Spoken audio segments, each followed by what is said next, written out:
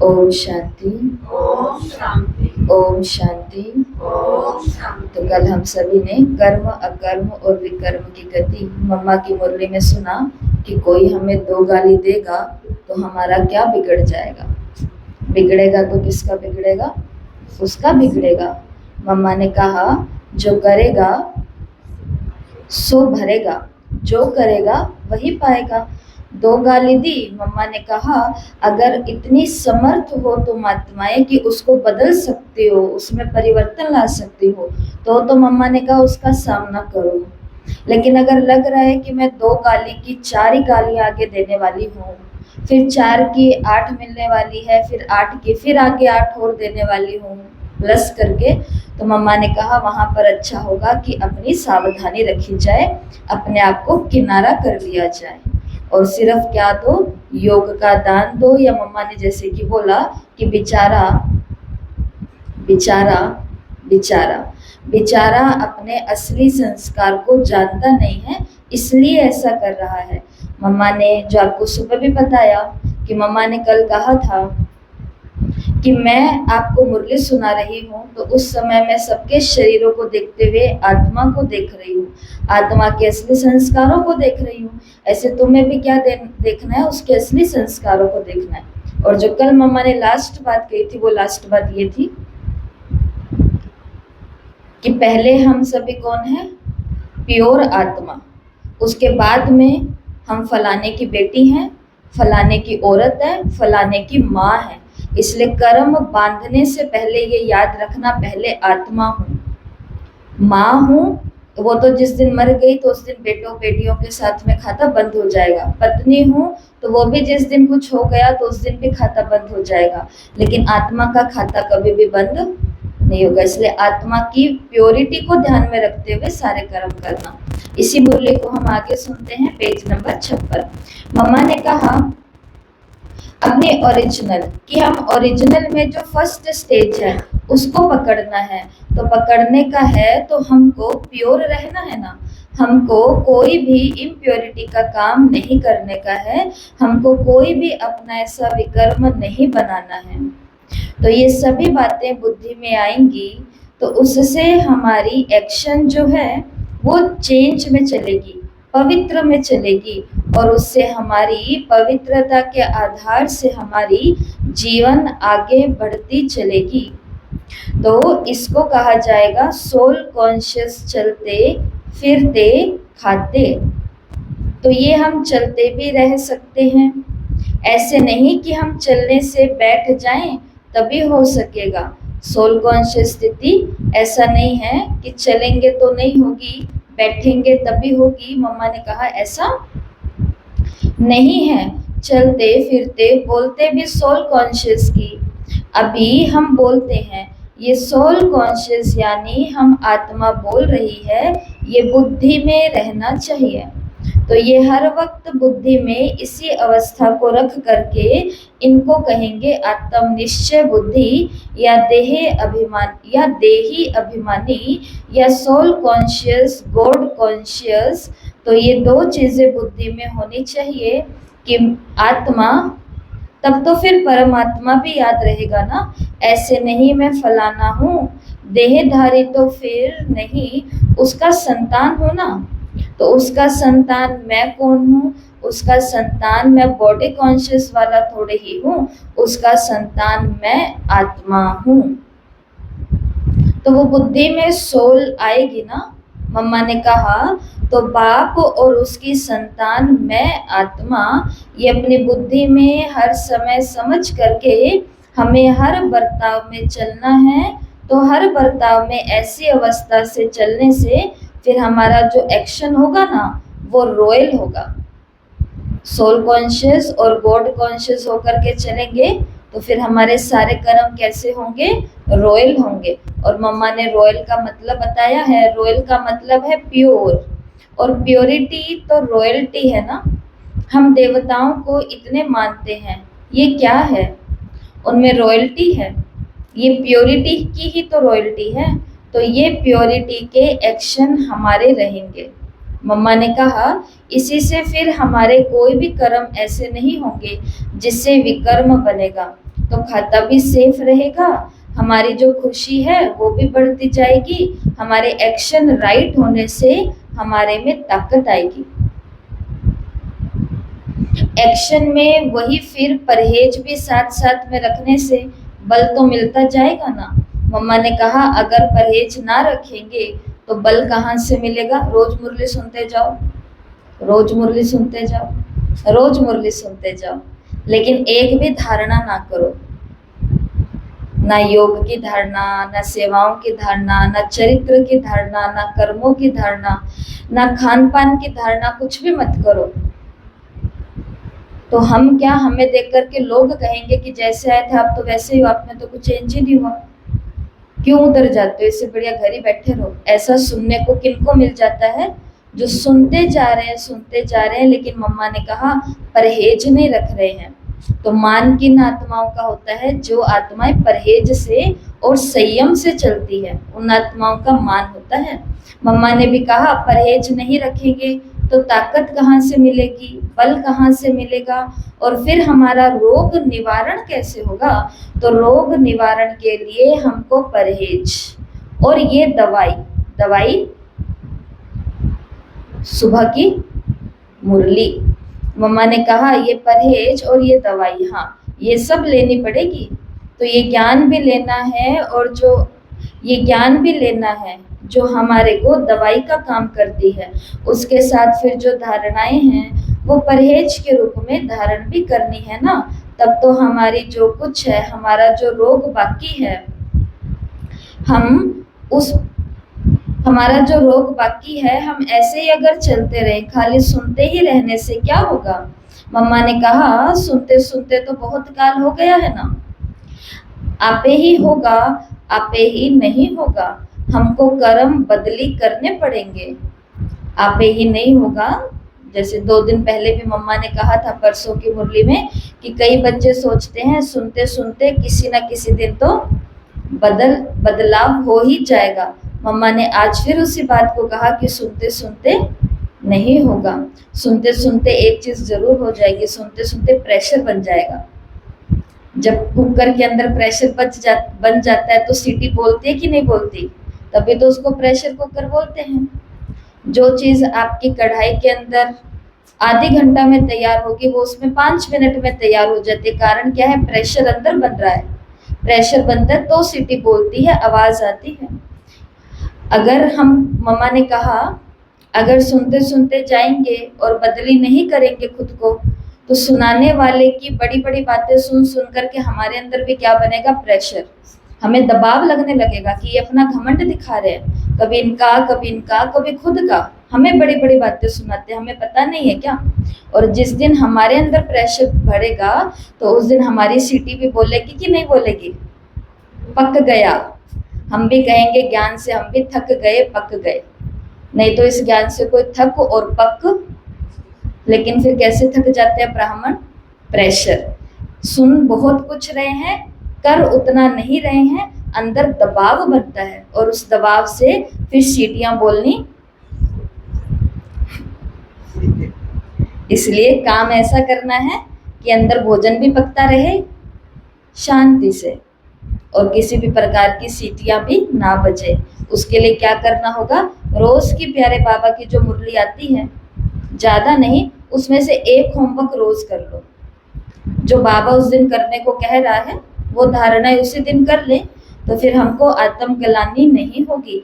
मम्मा ने कहा सुनते हुए तो बहुत काल हो गया है ना, आपे ही होगा, आपे ही कुछ नहीं होगा, हमको कर्म बदली करना पड़ेगा। बदली करना है कर्म। मम्मा ने कहा कर्मों को जब तक चेंज नहीं किया तब तक हमारे एक्शन वही चलेंगे और इससे विकर्मों के कारण पापों का खाता बनता चलेगा ना। फिर पाप बनता चलेगा तो फिर आपका बोझा भी चढ़ता चलेगा। तो हमारे एक्शन चेंज होने चाहिए फौरन। मम्मा ने शब्द यूज किया फौरन। फौरन का मतलब तुरंत, सोचना नहीं है एक बार ये हो जाए उसके बाद मैं खुद को बदल लूंगी। वो एक बारी एक दिन नहीं आता, वो कभी नहीं आता।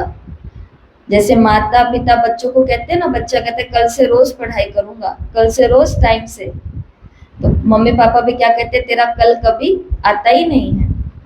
तो मम्मा ने भी शब्द बिल्कुल लास्ट में यूज कर दिया, फौरन। इसलिए देखो बाप यहाँ प्रैक्टिस कराते हैं ना कि जल्दी से जितना, इसलिए बतलाते हैं कि नहीं, अभी दुनिया ही ऐसी आने की है जिसमें अभी ना करेंगे तो कभी करेंगे। अभी सांस निकल जाए, अभी शरीर छूट जाए तो फिर क्या ले जाएंगे, तो करना है ना अभी। इसलिए हमको फौरन अपने एक्शन को बदली करना है। इसलिए ऐसे पवित्रता के ऊपर, यहाँ पांचों विकारों के ऊपर यहाँ फोर्स दिया जाता है। और सत्संगों में इसी तरीके से भले कहें निर्विकारी ही रहो, परंतु हाँ आहिस्ते आहिस्ते थोड़ा थोड़ा कर कर करके, वो थोड़ा थोड़ा करके आहिस्ते आहिस्ते कर करके, इसी तरीके से देखो आज कई काल हो गया है। और फिर क्या होता है, तो बाप तो आ करके इन बातों से बिल्कुल ही छुड़ाने के लिए आते हैं ना। मम्मा ने कहा और सत्संगों के अंदर कहते हैं धीरे धीरे छोड़ो, आहिस्ते आहिस्ते त्याग करो। मम्मा ने कहा आहिस्ते आहिस्ते करते करते एक दिन उनका काल आ जाता है। इसलिए बाबा हमको नए तरीके से छुड़ाते हैं और बिल्कुल ही छुड़ाने के लिए कहते हैं, क्योंकि वो ले जाने के लिए आता है प्रैक्टिकल में। वो सत्युगी सत्व प्रधान दुनिया में ले जाते हैं तो उनको तो फौरन ही यहाँ 5 विकारों से छुड़ा करके हमारे कर्मों को श्रेष्ठ बनाना है, जिससे फिर श्रेष्ठ पद पाएंगे। ये सभी चीजों को भी समझना है अच्छी तरीके से। इसलिए और सत्संगों में और इस सत्संग में सबसे बड़ा फर्क यही है कि यहाँ पर लोग भी, बाहर के लोग ऐसा ही बोलते हैं कि यहाँ पर आप ऐसा क्यों कहते हो कि खान पान भी शुद्ध करना पड़ेगा, ऐसा वैसा। मम्मा ने उसका राज बता दिया है कि यहाँ पर वो आया हुआ है जो सबको ले जाने के लिए आया है, और जहाँ ले जाने के लिए आया वो दुनिया भी वो यहीं बना रहा है, इसलिए वो सबको टाइम नहीं देता, फौरन कर्मों को सुधारो, ऐसा कहता है। तो मम्मा ने कहा अच्छी तरीके से समझो। बाकी सोल कॉन्शियस तो ये ऐसे नहीं है कि कोई आंखें बंद करके या कोई ध्यान करना है। मम्मा ने कहा नहीं, चलते फिरते अपने को आत्मा समझना है। अभी ये नहीं समझना है मैं आत्मा ने ये शरीर लिया, मैं आत्मा, तो ये अपनी बुद्धि को बदली करना है, आत्मा में लगाना है। वैसे हम बॉडी अपने को समझते थे, मैं फलानी हूँ। मम्मा ने कहा वो देह का अभिमान, अभी मैं आत्मा। दादा अभी बाप दादा तो समझते जाते हैं ना, तो बाप दादा और माँ के मीठे मीठे बहुत अच्छे सपूत बच्चों को याद प्यार और गुड मॉर्निंग। अच्छा, अभी अगली मुरली शुरू हो रही है मम्मा की, 3 मुरलियां पूरी हो चुकी हैं। चौथी मुरली का टॉपिक है कल्प वृक्ष का ज्ञान। झाड़ का कोर्स सभी को आता है समझाना? झाड़ का कोर्स मुश्किल लगता है बहुतों को समझाना, नहीं आता ना, तो मम्मा से समझेंगे कि झाड़ का रहस्य क्या है, ज्ञान क्या है। और ये मुरली ओरिजिनल है 25 अप्रैल 1965 की, 25/4/65। कल्प वृक्ष का ज्ञान। पहले रिकॉर्ड बजा, दुनिया रंग बिरंगी बाबा, दुनिया रंग बिरंगी। मम्मा ने कहा ज्ञान, सृष्टि रूपी वृक्ष को अभी जान गए हो ना अच्छी तरह से, क्योंकि ये मनुष्य सृष्टि वृक्ष वैरायटी है। अच्छी बात हमारे लिए ये है, आज हमारी इस भाग्यशाली पाठशाला के अंदर 3 मुरलियां चली हैं, 2 चल चुकी हैं, 1 चल रही है। तीनों मुरलियां बाबा ने आपस में जोड़ दी है। ये हमारा भाग्य है, ये हमारी तकदीर है, ये हमारा खुश नसीबी, ये हमारा नसीब है। आज की पहली मुरली चली अव्यक्त मुरली रविवार की, मार्च महीने 2010 की मुरली चली। उस मुरली के अंदर बाबा ने कहा तुम इस कल्प वृक्ष की जड़ों में बैठे हो, तुम पूर्वज हो, तुम पूज्य हो, सकाश। तो वो पुकार रहे हैं हमारा देव, हमारी देवी आएंगे हमें दुख निराशा से बाहर निकालने के लिए। उस मुरली का लिंक इस मुरली से जुड़ रहा है, क्योंकि यहाँ पर बाबा ने उसी वृक्ष की मम्मा ने उसी वृक्ष की जानकारी दी है जिस वृक्ष की जड़ों में हम बैठे हैं, कल्प वृक्ष। दूसरी मुरली हमारी चली और वो थी अव्यक्त मुरली 1985 की 13 जनवरी की 1986 की 13 जनवरी 1986 की।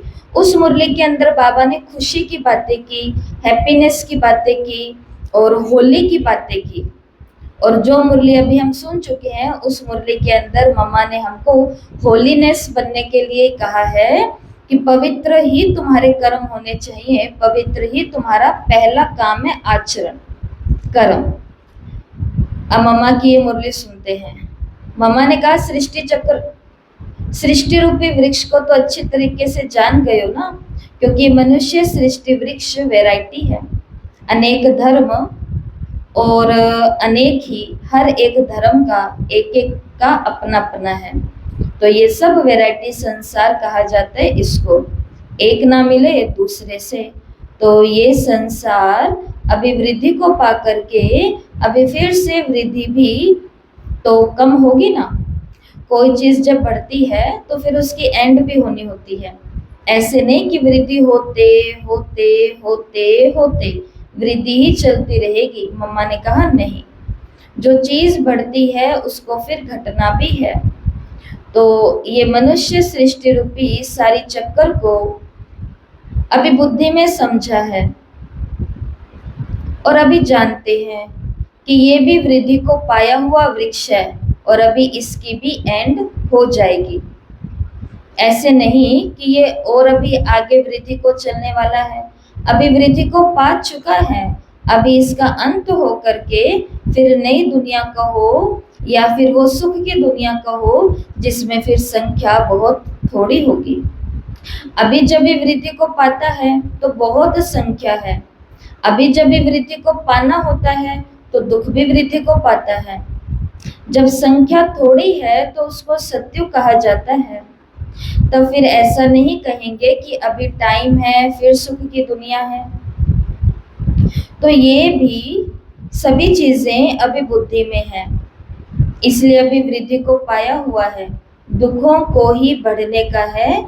इसलिए जब वृद्धि पूरी होगी तो ये दुख का भी अंत का समय पूरा होगा और फिर सुख की दुनिया, और उसमें जरूर इतने धर्मों की और इतनी संख्या की वृद्धि जो पीछे पिछाड़ी में हुई है वो जरूर है कि ये इतने अनेक धर्म भी फिर नष्ट होने हैं, फिर इनके नाम निशान भी नहीं होंगे। तो ये सभी चीजें कैसे वृद्धि को पाती हैं? ऐसे नहीं कहेंगे कि शुरू से ही सब कुछ। मम्मा ने कहा नहीं, अगर शुरू से ही सब कुछ तो फिर अपना अपना टाइम ही नहीं देते।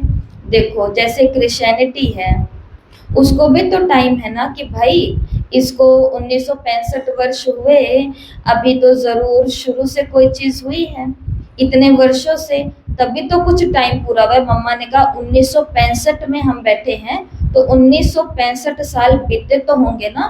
तो मम्मा ने कहा कि इतना टाइम तो पूरा हुआ है, ऐसे नहीं चली है। और 1965 कौन से कैलेंडर के अनुसार है? विक्रम संवत के अनुसार नहीं है।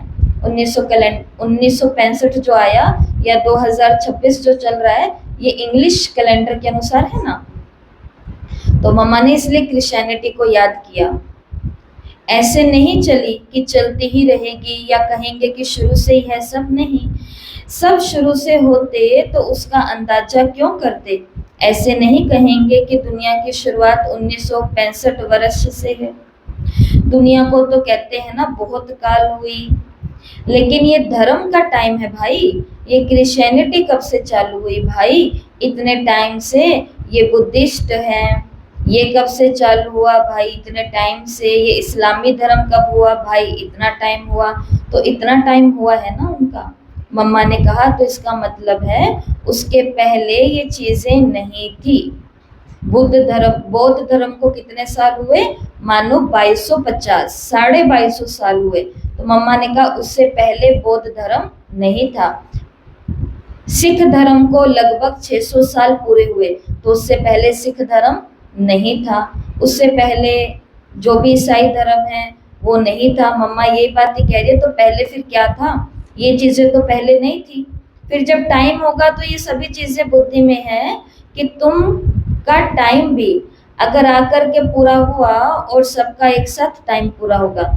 ऐसे नहीं कि इस्लामी धर्म का पूरा होने का टाइम अपना है, पूरा होना अर्थात एंड सबकी एक ही होनी है, जिसको बाबा हमको समझाते हैं आने का समय सबका अलग अलग है, जाने का समय सबका एक ही है, एंड एक साथ ही होगी, लेकिन शुरू होना अपने अपने टाइम पर है। और इसके लिए बाबा साकार मुरलियों में क्या उदाहरण देते हैं कि स्टेज पर जब ड्रामा होता है और ड्रामा जब स्टेज पर होता है तो एक्टर स्टेज पर आते हैं तो बारी बारी से आते हैं, 1 फिर 2 फिर 4, फिर वो जाते हैं वो आते हैं।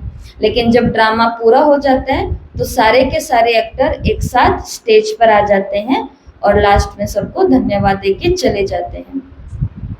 मम्मा ने कहा कि शुरू तो अपने अपने टाइम पर होता है, जैसे वृक्ष का, इसलिए इसकी सृष्टि की माना मनुष्य सृष्टि की खुशामद वृक्ष के साथ, क्योंकि वृक्ष में जैसे जैसे डाल डालियां अपने अपने टाइम पर आती है, परंतु वृक्ष की सारी की आयु पूरी होगी तो एक साथ होगी।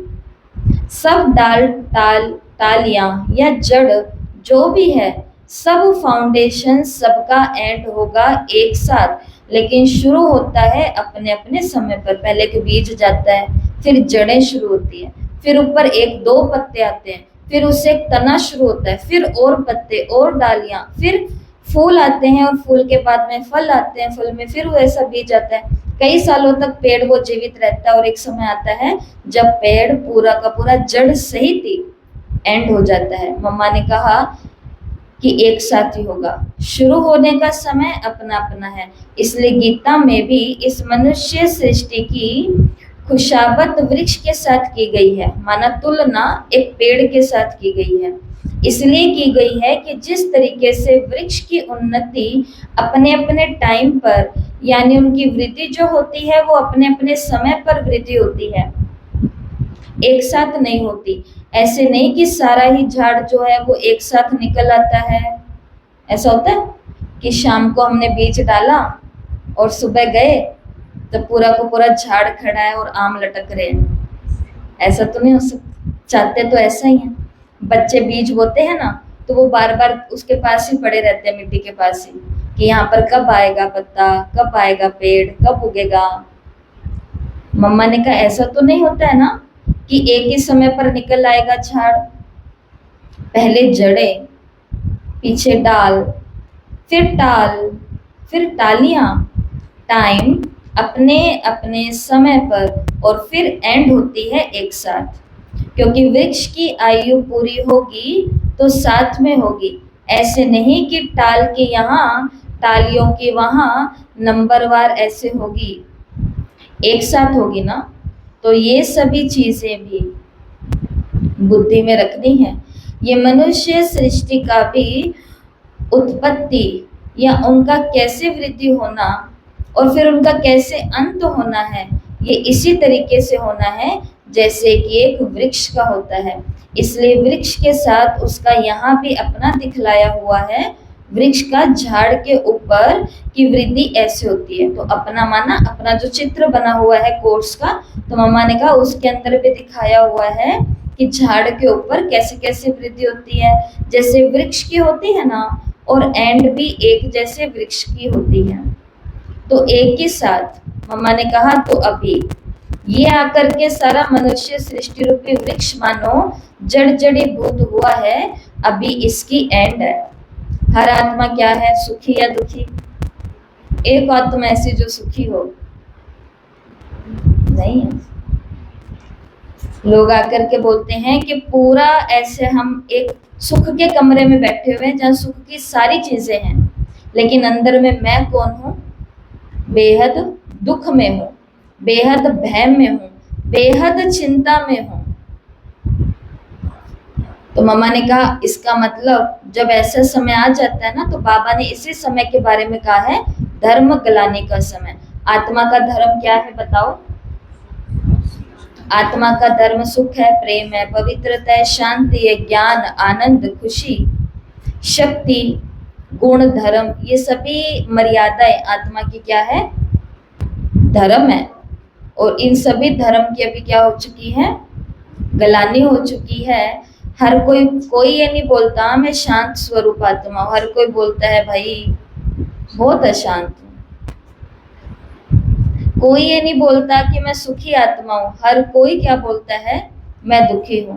कोई सच में दुखी है इसलिए बोल देता है, और कोई इसलिए बोल देता है कि दूसरे की कुछ हो ना जाए, बुरी दृष्टि मेरे ऊपर, इसलिए ज्यादा अपना सुख का ढोल भी नहीं बजाना, इसलिए भाई मैं दुखी। लेकिन हमें पता ही नहीं है कि इसी अनजानेपन के कारण उसी समय हम अपने आप को एक श्राप दे देते हैं, और फिर हम बाद में किसी दिन दुखी होते हैं ना, फिर बोलते हैं पता नहीं किसके कारण ऐसे हो गया, हमने तो कभी कुछ नहीं किया। हमने किया था, पहले झूठ में बोला और अब सच में हो गया। इसके लिए जो लोग झूठ बहाने बनाते हैं भगवान के ज्ञान से दूर होने के लिए, जब उनका खुद का मन करता है ना आने का, उस दिन सच में उनकी जिंदगी में कोई बहाना, असली वाली चीज घट जाती है, तब वो चाहते हुए भी नहीं आ पाते, क्योंकि पहले झूठी मूठी के बहाने उन्होंने बनाए थे, खुद ही खुद को क्या दे लिया? श्राप। इसलिए गीता के अध्यायों में बताया गया कि हे अर्जुन, मनुष्य ही अपना मित्र है और मनुष्य ही अपना शत्रु है। तो खुद के बचाव के लिए कभी कभी हम खुद को श्राप दे देते हैं। मम्मा ने कहा यही तो है सबकी एंड। और अभी धर्म वाले भी मानते हैं, अभी और धर्म वाले भी क्या मानते हैं? देखो, मुसलमान भी अपने कयामत को मानते हैं, वो भी समझते हैं कि अभी हमारे कयामत का समय है। और अंग्रेज लोग, ये क्रिश्चियन लोग भी समझते हैं कि अपना बदलाव, वो समझते हैं उनके भी हिसाब से अभी उनका टाइम है, वो अपना बदलाते हैं 2000 बरस।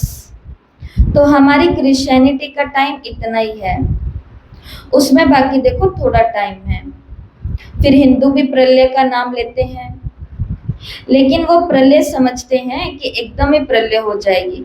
मम्मा ने कहा प्रलय का मतलब ये नहीं है कि एकदम नाश हो जाएंगे, नहीं, ये सृष्टि कभी बिल्कुल नष्ट नहीं होती है। मनुष्य सृष्टि अनादि है, बाकी इसी तरीके से वृद्धि को पाती है और इसी तरीके से फिर कम भी पड़ती है।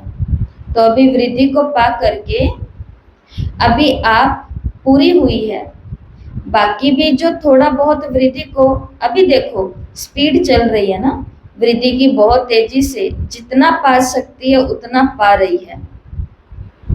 जनसंख्या जितनी बढ़नी है फुल स्पीड से, मामा ने कहा चाहे कितने भी लोगों को एजुकेट कर दो, लोग समझदार पर समझदार होते जा रहे हैं, लेकिन पॉपुलेशन तो, खाने की चीजें कम है, पहनने की चीजें कम है, नौकरियां है नहीं, सब कुछ, घरों में शांति नहीं है। जिनको ला रहे हैं उनको कैसे दुनिया में लेकर के आ रहे हैं। लेकिन मम्मा ने कहा ये सब प्लानिंग है कि जो बची बची आत्माएं हैं वो भी तेजी से धरती पर आ रही हैं। ये तो वृद्धि को पानी है और वो पा रही है। बाकी हाँ, एंड भी निशानी भी आ गई है कि अभी दुनिया का एंड आ चुका है। तो निशानियां सब खड़ी हैं, दिखाई पड़ती है ना अच्छी तरीके से, कि अभी भी नजर नहीं पड़ रही है। बताओ भाई मम्मा के बच्चों, हमको होश है कि अभी दुनिया का एंड आ गया है या अभी हम अपने किन्हीं बातों में बिजी हैं? क्या लगता है? सच सच बताना। सच में अंदर में ऐसा आता है कि अब तो ये क्या ये दुनिया में कर रहे हैं, किस लिए ये सब कुछ हम आडंबर दिखावा, जिसको पंजाबी भाषा में कहते हैं, क्या ये शोशेबाजियों में हम पड़े हैं? क्योंकि ये सब कुछ एक दिन, मम्मा ने तो अभी मुरली में कह ही दिया कि जब हमारा एंड हो जाएगा हम अपने साथ क्या लेकर के जाएंगे?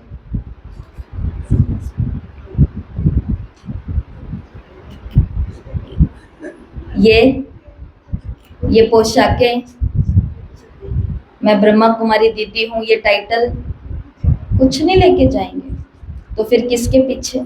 इसलिए आपको बोला कि मुरलियां आपस में हमारी मेल खा चुकी हैं। फिर से बोलती हूँ कि ये हमारी तकदीर है कि आज 3 मुरलियां यहाँ हुई है। आम बात नहीं है, साधारण बात नहीं है कि एक ही स्थान पर 3 मुरलियां लगातार चल रही हैं और वो तीनों मेल खा रही हैं। उसी मुरली के अंदर ही बाबा ने ये बोला, आज की अव्यक्त मुरली के अंदर ही शायद बाबा ने यही बोला था, आपको याद आएगा, कि तुम्हारी खुशी जो होती है ना, वो हद की चीजों पर टिकी हुई नहीं होनी चाहिए। तो ये सभी चीजें क्या है, हद में हमको बांधती हैं। तो हमारी खुशी किस पर आधारित होनी चाहिए? हाँ, कि भाई मेरी आत्म स्थिति कितनी अच्छी रही, बढ़िया है, तो मैं बहुत खुश हूँ।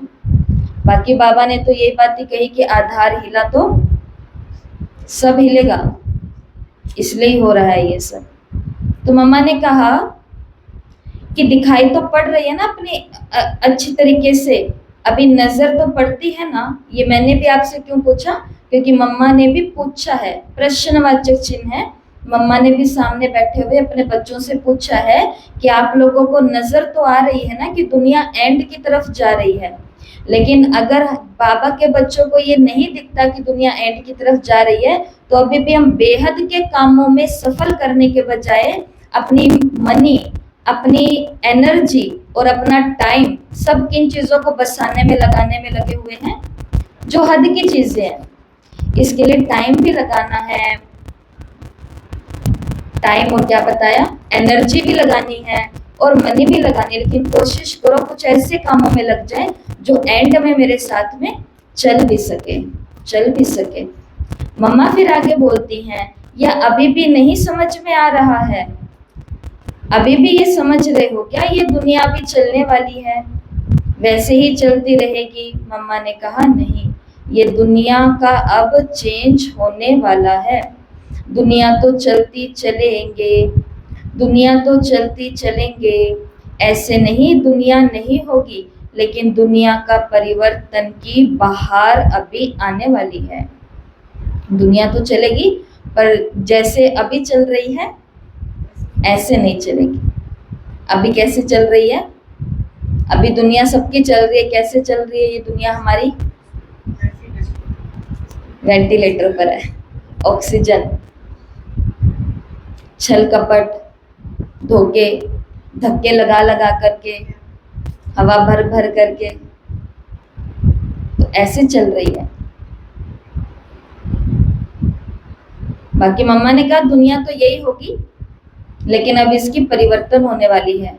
तो सभी चीजें बुद्धि में रखना है, उसी अनुसार अभी क्या होने का है, उसके लिए हमको क्या करने का है, वो उपाय बैठ करके अभी बाप समझाते हैं। और मम्मा की मुरलियों में हम इतने दिनों से एक बात तो समझ रहे हैं, क्योंकि आपको बता चुकी हूँ, मम्मा की मुरली बाबा की मुरली से पहले होती थी। तो मम्मा की मुरली का लक्ष्य होता था कि अब ये सभी बच्चे बाबा की मुरली सुनने वाले हैं, तो ताकि उस मुरली को बहुत अटेंशन से सुने कि उपाय फिर भी बाबा की मुरली में ही हमें मिलने वाले हैं। यही मम्मा की मुरली का लक्ष्य होता था। तो मम्मा ने कहा अब हमको करना क्या है, ये उपाय हमको कौन बैठ समझाते हैं? बाप समझाते हैं, जो कहा कि मैं आत्मा हूँ सत्य धर्म स्थापन करने के लिए। तो बाप ने कौन सा धर्म स्थापन किया ये कोई भी जानते नहीं। तो आज हम मुरली को यहीं 64 नंबर पेज पर स्टॉप कर रहे हैं, यहीं से हम कल की मुरली शुरू करेंगे। अच्छा, ओम शांति।